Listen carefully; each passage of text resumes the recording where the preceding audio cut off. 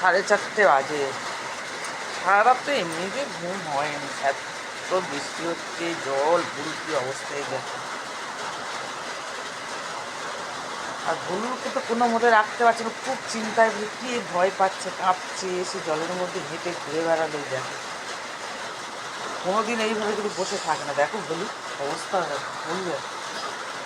ও খালি জলে নেমে হেঁটে ঘুরে দেখলো, জানিস এটা কি। এরা কিন্তু এত ভয় পাচ্ছে না, আমার ভুলু এত ভয় পাচ্ছে, ভাবলি কি দুর্যোগ, তাই না বাবা। চলে এসো ঘরে, এসো ঘরে এসো।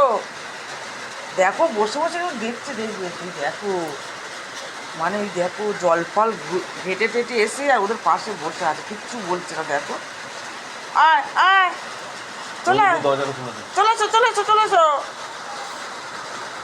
আয়। ওই যে চলে আসছে, ওই দেখো ওই দেখো।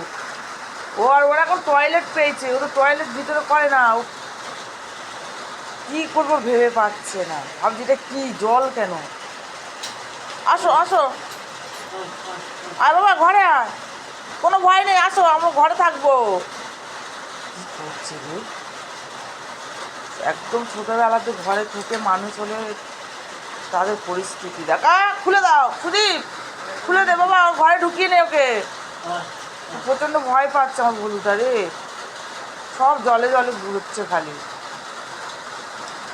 আর বাবা আসো আসো আসো, চলেছে চলেছে, দেখো সবাই শুয়ে আছে, এর ভিতরে একজন আছে অন্ধকার, দেখাতে পারছি। আপাতত সব এরকম রেখে দিয়েছি, আমি জানি না অনেক জল হয়ে গেলে কী হবে, ঘরে তো ঢুকেই যাবে। কত কপালে কী আছে জানি না।